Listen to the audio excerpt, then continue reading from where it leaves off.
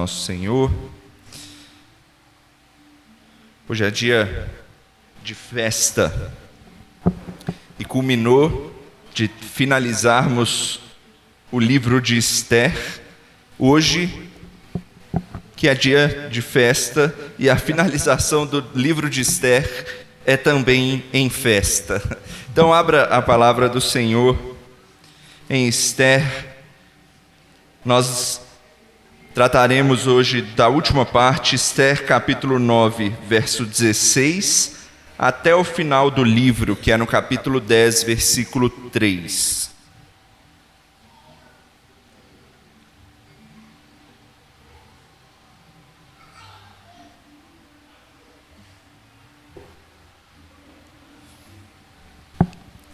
Livro de Esther, capítulo 9, a partir do 16...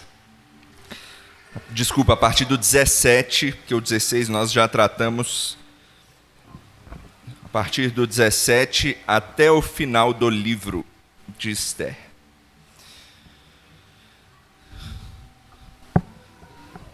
Se você não vê motivos para celebrar hoje, nós vamos elencar vários aqui, através desse texto da palavra do Senhor. Acompanhe a leitura, o que eu farei do texto. Acompanhe aí na sua Bíblia a partir do verso 17 do capítulo 9, que diz assim: Sucedeu isto no dia 13 do mês de Adar, no dia 14 descansaram, e o fizeram um dia de banquetes e de alegria.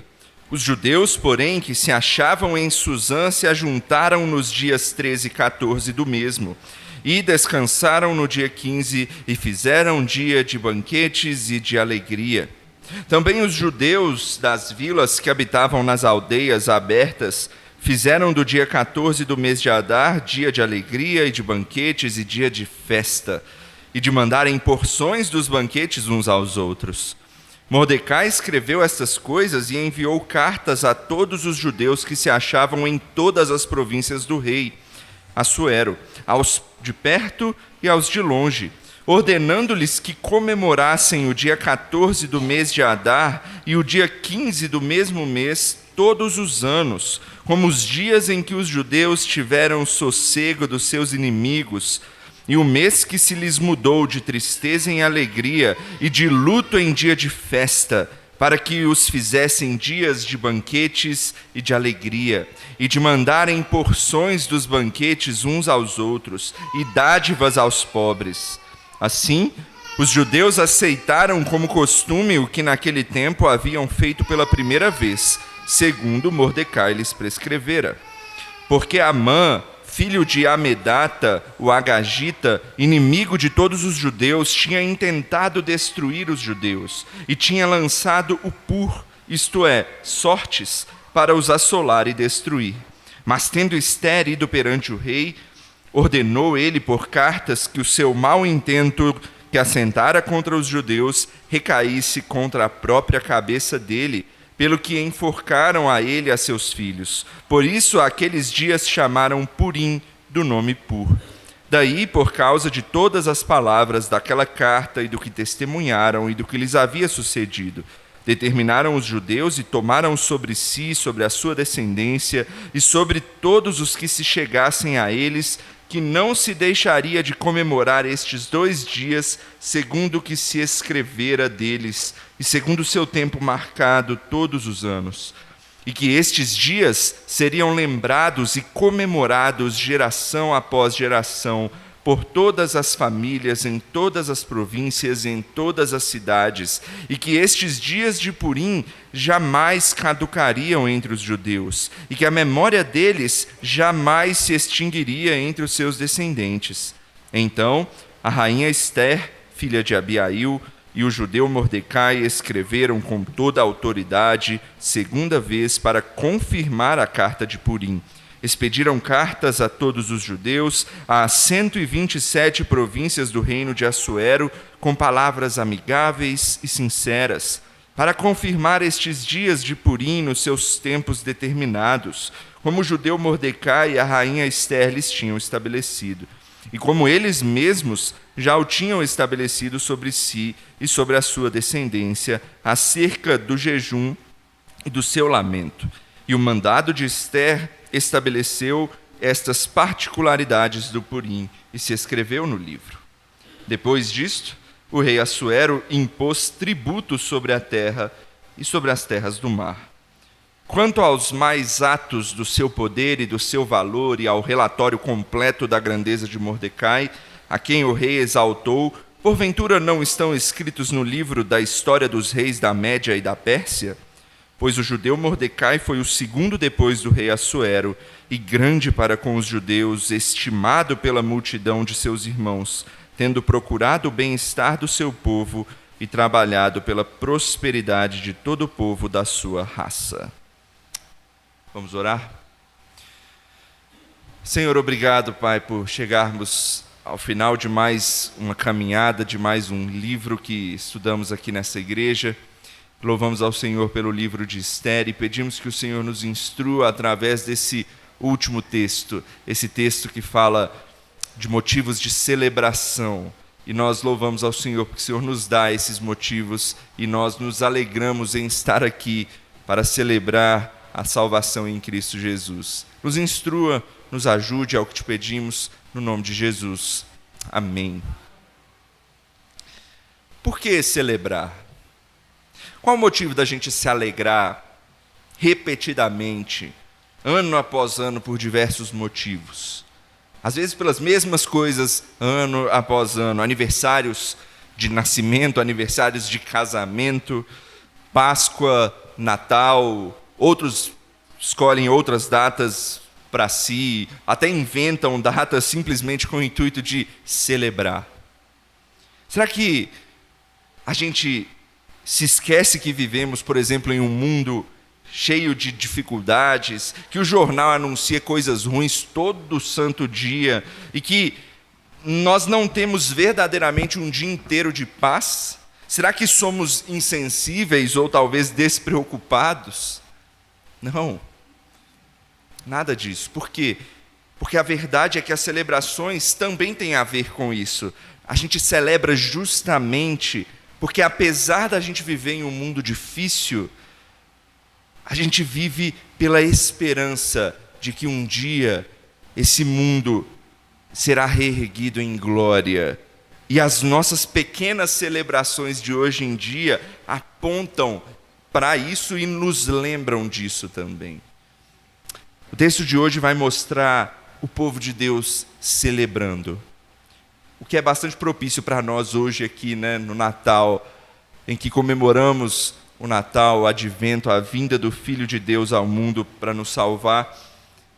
E com esse texto a gente vai aprender sobre motivos de celebração. E o livro de Ester vai nos ensinar isso em sua finalização. Então, em tese, em resumo, a gente vai aprender que os cristãos devem sim celebrar, por serem parte do povo de Deus, lembrando aquilo que Ele fez e ansiando aquilo que Ele fará. Vou repetir. Os cristãos, eles devem sim celebrar, por serem parte do povo de Deus, se lembrando daquilo que Ele fez e ansiando aquilo que Ele ainda fará. Vamos ver, então, 3 argumentos aí de por que a gente deve celebrar. E esse é o resumo. Então, o primeiro texto vai mostrar para a gente que a gente deve celebrar porque Deus nos dá tempos de alegria e a gente tem que aproveitar os tempos de alegria que Ele nos dá. Deus nos dá tempo de alegria. Deus dá tempos de alegria para o seu povo. Olha aí os versos 17 a 19 do nosso texto mais uma vez. Sucedeu isso no dia 13 do mês de Adar. No dia 14 descansaram e o fizeram um dia de banquetes e de alegria. Os judeus, porém, que se achavam em Susã, se ajuntaram nos dias 13 e 14 do mesmo e descansaram no dia 15 e o fizeram um dia de banquetes e de alegria. Também os judeus das vilas que habitavam nas aldeias abertas fizeram do dia 14 do mês de Adar dia de alegria e de banquetes e dia de festa e de mandarem porções dos banquetes uns aos outros. Veja, meus irmãos, temos acompanhado nesses últimos meses a saga do livro de Ester. Um livro que vai de alto a baixo e depois a alto de novo, e agora a gente está na parte final, na celebração final do povo judeu. E se tem uma coisa que a gente viu nesse texto, eram banquetes e festas. Desde o início até o fim, quase todo o capítulo tem banquetes e festas. Mas até o momento, não sei se você percebeu, não era o povo de Deus que estava celebrando. Em nenhum momento era o povo de Deus que estava celebrando. Em primeiro momento era o rei, ele até expandiu a todo o povo, mas era um banquete do rei. Depois veio Amã, depois veio os banquetes de Ester, mas não com o intuito de alegria, com outros intuitos. E agora sim chegamos ao banquete do povo de Deus, as festas, a celebração do povo de Deus. Na verdade, a gente viu por muitas vezes ao longo do livro o oposto a isso. O povo de Deus passando por momentos de tensão, de luto, de tristeza. Enquanto os inimigos comiam seus banquetes, o povo de Deus fazia o quê? Jejuava. Enquanto os inimigos se vestiam de festas, o povo de Deus se vestia de pano de saco e cinza. Enquanto os pagãos faziam suas alegres festas, o povo de Deus estava em tristeza, orando e clamando ao Senhor. Mas agora tudo mudou no livro de Ester. Deus organizou a história de forma que uma grande virada acontecesse. A gente viu isso nos últimos capítulos, nos últimos textos. O decreto que condenava o povo de Deus, o decreto que condenava os judeus, na verdade, se tornou um decreto de vitória e de julgamento de Deus aos seus inimigos. Então, acabada a tal guerra santa que a gente viu na semana passada, que se tinha estabelecido, chega então o momento de comemorar. O momento de acabou, o alívio chegou, vamos festejar agora. Veja, essa também é a dinâmica da nossa vida muitas vezes. Como diz o pregador lá em Eclesiastes, você deve se lembrar, há tempo para todo propósito debaixo do céu. E ele diz assim, há tempo de chorar e há tempo de rir. E ele diz até mais, ele diz, há tempo de prantear, quando você chora muito, quando você está em sofrimento, mas também há tempo de saltar de alegria. E nós temos de aproveitar esses tempos para ser gratos ao Senhor pelas bênçãos que Ele nos dá. E é isso que os judeus estão fazendo aqui agora, e é isso que o povo de Deus tem que fazer quando esses momentos recaem sobre eles. E por que não fazendo festas e banquetes, comendo uma boa comida, dando presentes? O Natal até parece com isso aqui, né? E veja, às vezes os cristãos eu acho que são duros demais consigo mesmos. Talvez você já tenha ouvido alguns cristãos dizerem coisas como: por que você está festejando? Por que você está esbanjando suas riquezas, seu dinheiro em festas, enquanto tem milhares de pobres por aí, pelos quais você deveria ajudar, pelos quais você deveria oferecer ajuda? E assim tem cristão que condena as celebrações apenas apontando para o nosso dever social de ter que fazer alguma coisa em prol das dificuldades desse mundo. Meu irmão, eu preciso te dizer que essa é a forma errada de olhar para os tempos de alegria que Deus nos dá. Primeiro porque a igreja jamais vai conseguir resolver todos os problemas desse mundo. E se você só deixar para celebrar quando os problemas desse mundo acabarem, os problemas desse mundo nunca vão acabar, até a volta de Cristo. Então a gente vai viver uma vida pessimista até a volta de Cristo se a gente viver dessa forma. E não é essa a forma que Deus quer que nós vivamos, né, tempos de alegria. Não é isso que a palavra de Deus nos ensina. Ela nos ensina que há sim tempos de rir e de saltar de alegria. Há tempos de você esquecer das dificuldades desse mundo e festejar, de fazer festas, de fazer banquetes. A gente tem que aproveitar os tempos de alegria nessa terra para nos lembrar que Deus cuida do seu povo e Ele quer sim que a gente seja feliz aqui e que não tenha uma visão só pessimista das coisas desse mundo. A gente já tem pecado, a gente já tem sofrimentos, essas coisas vão aparecer o tempo inteiro. Aproveite os momentos de alegria que Deus te dá. Festeje, celebre. A Bíblia nos encoraja a rir e a saltar de alegria quando Deus nos dá a oportunidade. Mas tem uma segunda coisa importante. Então, você está dizendo para a gente celebrar e negligenciar os pobres ou as dificuldades desse mundo? Não. A gente pode fazer as duas coisas. O texto nos mostra isso. O fato da gente festejar e nos banquetear não exclui a nossa ajuda social, a nossa ação social nesse mundo. O texto diz aí, veja no final do versículo 19, que o povo dava porções do banquete uns aos outros. A ideia aí é de presentear mesmo. Não é isso que a gente faz no Natal? Tem muita gente que fala, por que a gente dá presente no Natal? É só para gastar dinheiro? Não, é para mostrar alegria, a alegria de compartilhar. Isso é bom, isso faz parte da festa. E, inclusive, no versículo 22 do nosso texto, ele também diz que o povo estava dando dádivas aos pobres. Ou seja, as ações sociais estavam incluídas no meio das festas também. Por quê? Porque uma das alegrias dos cristãos é justamente o fato de podermos compartilhar das bênçãos que Deus nos dá. Deus estabeleceu esse princípio quando Ele criou o mundo. Como? Deus criou o mundo, colocou a gente aqui e falou, usufruam de todas as belezas e as benesses que eu criei desse mundo. Nós também devemos fazer isso.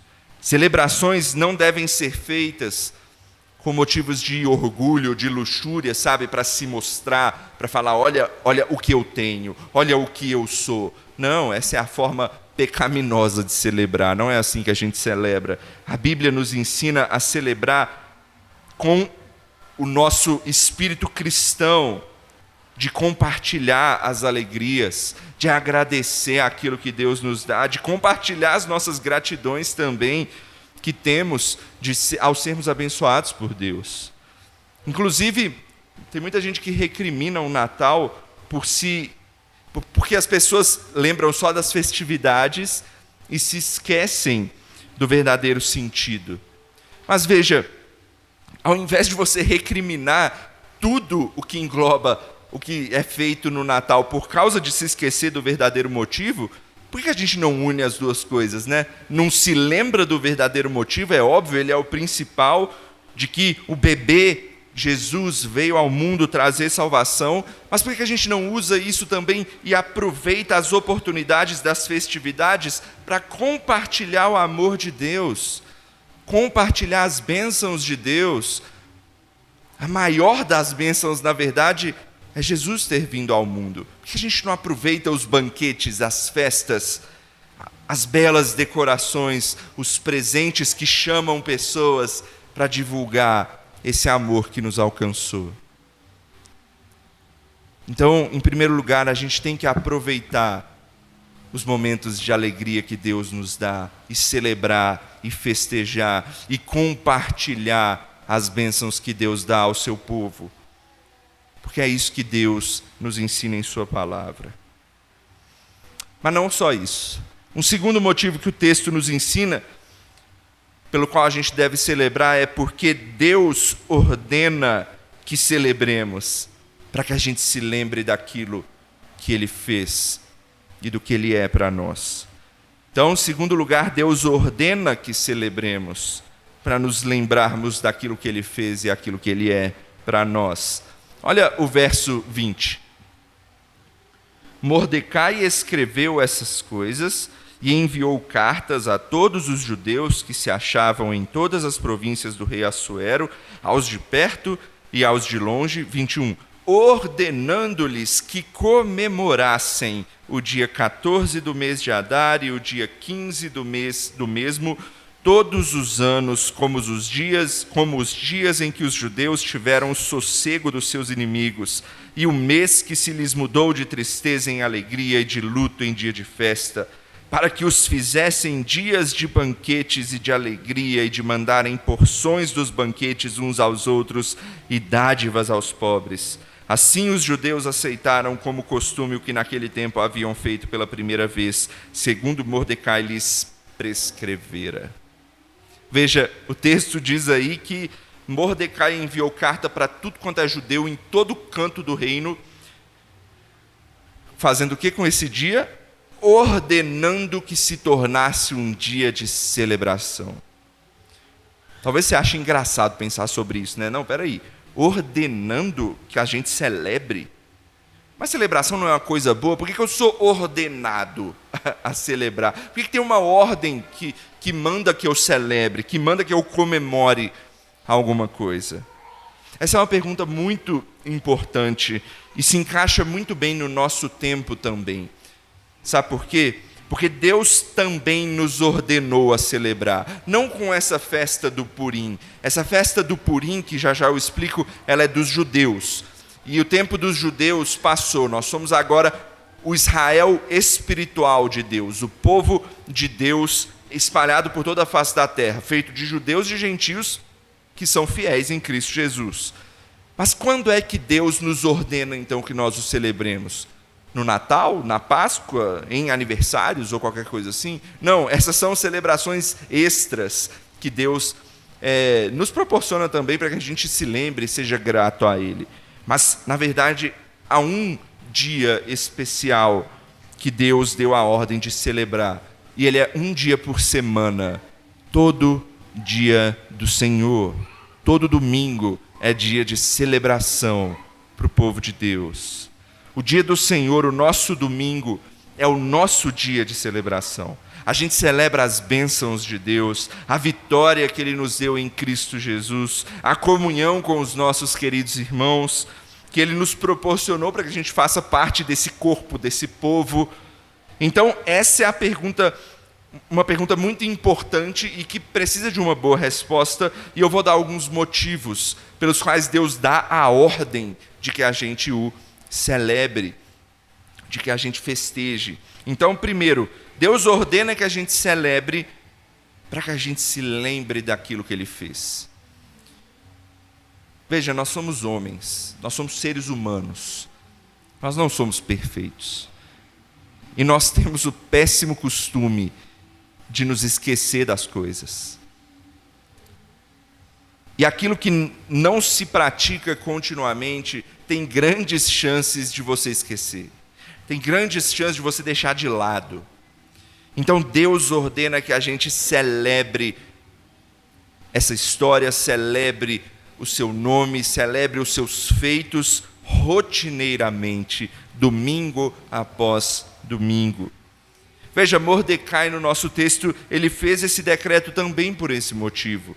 Os versículos 24 a 27, eu não vou ler, mas eles relembram a história. Você vê que ele lembra aí de Amã, o vilão da história que a gente viu ao longo do livro de Esther, que o que Amã fez para tentar destruir os judeus. Inclusive, é daí que vem o nome da festa, né?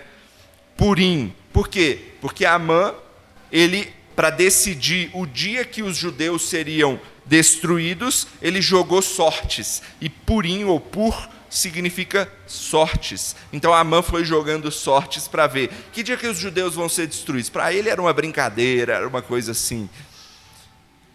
E Deus usou isso, inclusive, para salvar o povo de Deus. Por quê? Porque Deus fez com que as sortes aí que Amã lançou para destruir o povo de Deus fossem cair em vários meses lá para frente.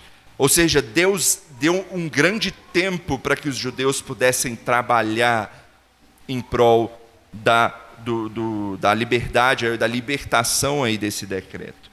Então, daí que vem o nome da festa, né? É justamente para poder se lembrar da história que aconteceu de livramento do povo. Então, Deus, ele mudou as sortes, para usar o nome da festa aí. Deus mudou as sortes do povo de Deus, do povo judeu, nesse tempo, e atribuiu salvação e vitória a eles. E isso deveria ser lembrado, e Mordecai faz questão de deixar isso claro. Olha aí o versículo 28 do texto. e que estes dias seriam lembrados e comemorados geração após geração, por todas as famílias, em todas as províncias e em todas as cidades, e que estes dias de Purim jamais caducariam entre os judeus, e que a memória deles jamais se extinguiria entre os seus descendentes. Perceba, isso não só deveria ser lembrado por eles, mas deveria passar de geração em geração. Meus irmãos, o dia do Senhor também tem essa perspectiva aqui que o texto nos mostra. Nós estamos aqui presentes nos cultos dominicais com o intuito de lembrar da vitória que Deus nos deu nesse mundo sofrido. Nós utilizamos o domingo para lembrar de que Deus, Ele cuida do seu povo. Tem um comentarista que faz uma observação muito interessante sobre essa parte. Mordecai, ele falou que de geração em geração eles deveriam se lembrar dessa festa para se lembrar que Deus cuida do seu povo.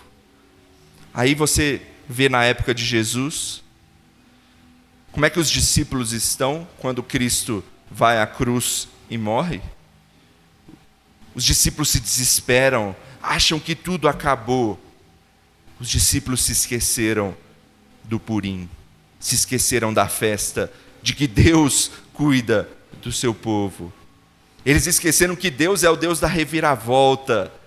Se Deus salvou no povo de Esther, por que Deus não pode ressuscitar o Mestre? E foi isso que Deus fez, e Jesus ressuscita. E a gente tem que lembrar isso domingo após domingo, que Deus cuida do seu povo.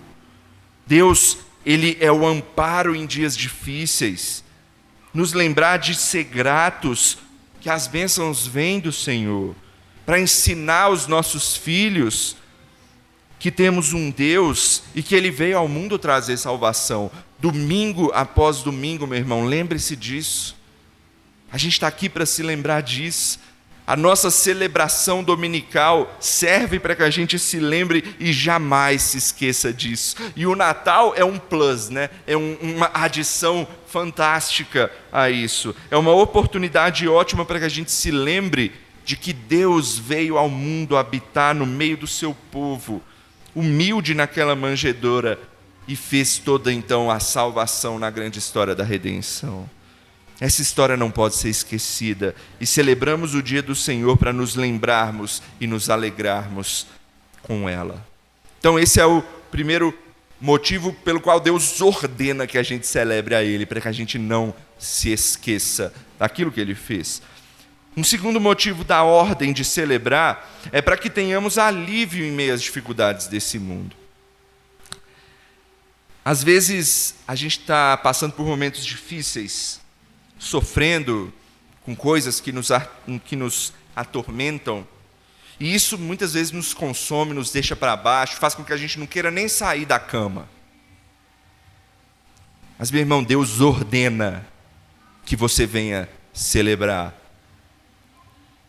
Deus ordena que você venha dominicalmente aqui à sua casa. E sabe por quê? Porque Ele sabe que se depender da gente, a gente não vem. A gente vai ficar para baixo e vai deixar ser consumido. Mas não, Ele nos ordena porque isso é bom para nós, para que a gente celebre e isso mude o nosso coração, isso mude a nossa mentalidade que muitas vezes está abalada. Ainda que a sua vida espiritual, profissional, pessoal ou qualquer coisa assim esteja enderrocada, você pode se lembrar nos dias de celebração que Cristo já venceu a maior dificuldade por nós. Podemos ter esperança de que temos um Deus que cuida de nós, e a gente tem que celebrar isso, e isso tem que mudar o nosso ânimo.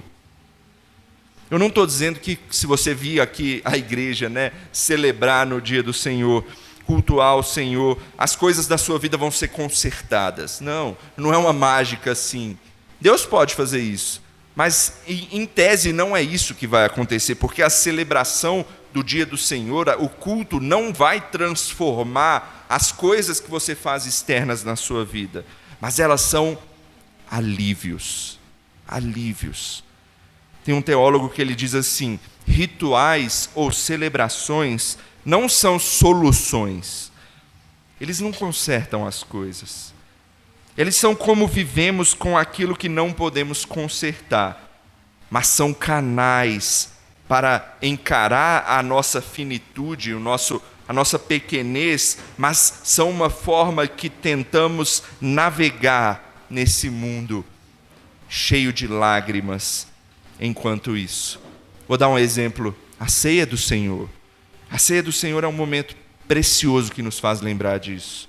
Ela nos lembra que Cristo já venceu. E é por isso que a gente anuncia a sua morte até que Ele venha, né? Nos alimentando espiritualmente, nos alegrando em sua vitória. Meu irmão, celebrações são alívios em meio a tempos difíceis. Não deixe de celebrar. Aproveite as celebrações para que você tenha momentos de alegria em meio aos sofrimentos desse mundo. Por fim, um último motivo de ordem de celebrar que temos é que Deus nos ordena manter comunhão uns com os outros.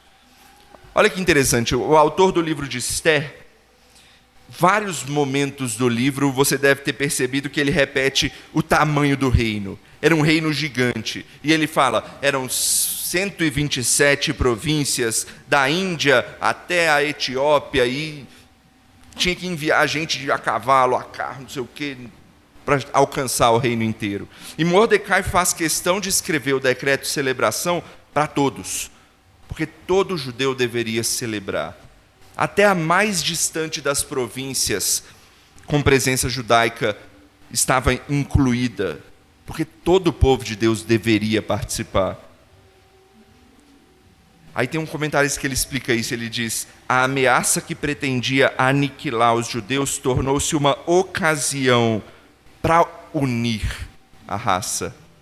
A festa do Purim, a semelhança das outras festas aí comunitárias que eles tinham, né, sem dúvida desempenhava a sua parte na sobrevivência judaica através dos séculos em regiões geográficas distantes na Europa, na Ásia, na África, porque distinguia os judeus dos outros povos devido às suas características. Deixa eu trazer isso para nós. Nós cristãos também celebramos dessa forma. Veja, hoje é domingo, hoje é dia do Senhor. É o dia que Deus escolheu para que a gente celebrasse a salvação em Cristo Jesus. E o povo de Deus não se reúne só aqui, não é só em Brasília, mas é também lá na Amazônia, é lá na Europa, é até lá no Japão. O povo de Deus celebra hoje, para mostrar a esse mundo que nós, comunidade do Filho de Deus, celebramos e nos alegramos na mesma salvação que Deus deu a todos os povos desse mundo. E a gente deixa as portas abertas para quem quiser vir. Celebre e participe conosco, porque a nossa celebração é comunitária, é para todo o povo salvo em Cristo Jesus. Então, por que Deus nos ordena a celebrar? Para que a gente se lembre daquilo que Ele fez. Essa era a primeira coisa. A gente tem que se lembrar daquilo que Deus fez por nós, para que a gente também tenha comunhão com os nossos irmãos ao redor do globo todo. Então, meus irmãos, que a gente celebre ao Senhor, pois essa é uma ordem que Ele nos deu. E a gente precisa obedecê-lo nisso, porque isso é bom para nós, é bom para o povo de Deus. Mas há um último motivo importante.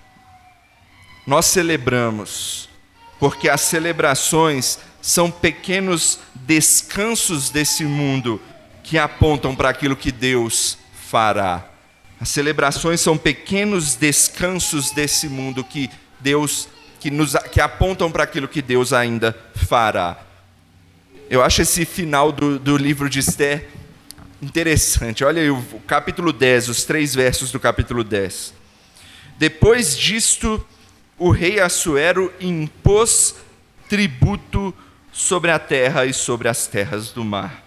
Quanto aos mais atos do seu poder e do seu valor, e ao relatório completo da grandeza de Mordecai, a quem o rei exaltou, porventura não estão escritos no livro da história dos reis da Média e da Pérsia? Pois o judeu Mordecai foi o segundo depois do rei Assuero, e grande para com os judeus, e estimado pela multidão de seus irmãos, tendo procurado o bem-estar do seu povo e trabalhado pela prosperidade de todo o povo da sua raça. Esse início do capítulo 10 parece ser um anticlímax aí total, né? Parece que muda tudo. A gente está falando de festas, a gente está falando de banquetes e de celebração pela vitória do povo de Deus, e aí do nada o autor vira e fala uma coisa que o rei Assuero fez. O que ele fez? Ele resolveu aumentar os impostos. Ele resolveu impor tributo a todo o seu reino, da terra e das cidades do mar. Qual que é o significado disso? Por que esse versículo está aqui? Sabe, meus irmãos, ainda que a gente celebre a vitória do nosso rei Jesus que conquistou para nós, o texto está lembrando para a gente que a gente ainda não vive plenamente no reino de Cristo. Mordecai e Esther, eles se tornaram grandes e poderosos, né? O texto está dizendo para a gente que eles se tornaram pessoas conhecidas, o povo judeu foi temido e vitorioso. É verdade, mas veja que o texto nos lembra que eles ainda moram na Pérsia, e quem manda ainda é o rei pagão, por diversas vezes muito perverso. É ele que manda, é ele que aumenta os impostos, é ele que cobra o povo, e ele não é um servo do Senhor. Sabe, meus irmãos, nós celebramos o dia do Senhor assim também. Em meio a uma terra pagã, com governantes corruptos, com vizinhos difíceis, com chefes complicados. Por exemplo, a gente está agora aqui reunido, pregando, ouvindo a palavra do Senhor, enquanto tem outras pessoas comemorando outras coisas com a música bem alta ali do lado. É assim, a gente ainda não vive na plenitude da vitória de Cristo. Jesus já venceu, sim, mas ainda há um caminho que a gente tem que percorrer. Ainda há um tempo que a gente tem que perseverar nesse mundo, até que isso se torne pleno. E as nossas celebrações servem para nos lembrar disso também, meus irmãos. Para nos fazer ter a esperança naquilo que Deus ainda vai fazer. Um dia, a gente vai viver em uma eterna celebração. Celebraremos o amor de Cristo eternamente. Celebraremos a alegria de sermos parte do povo de Deus. Celebraremos a comunhão sem qualquer tipo de falha. Vai todo mundo estar no mesmo sentimento de adoração ao Senhor. Celebraremos um rei bondoso e justo, sem qualquer corrupção, para todo sempre. E as celebrações vão nos lembrando de que a gente não pode deixar que essa esperança se apague no nosso coração. O mundo há de passar, mas todos os fiéis que fizerem parte do povo de Deus celebrarão eternamente com Ele. E você se pergunta, e até lá o que a gente faz? Até lá que a gente faça, por exemplo, como Mordecai no texto nos mostrou aí no finalzinho. Que a gente procure o bem-estar do nosso povo, que a gente trabalhe em prol da prosperidade dos nossos irmãos, da igreja de Cristo, da alegria uns dos outros, cuidando uns dos outros, em honra e glória àquele que é o motivo da nossa celebração. Meus irmãos, o livro de Esther nos ensinou muito ao longo desses últimos meses.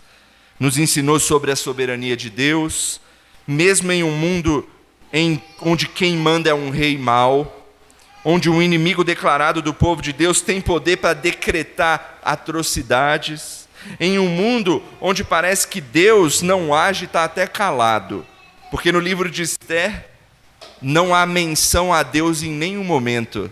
A gente falou disso algumas vezes, mas a gente viu que em todos os momentos Deus está agindo e cuidando o seu povo.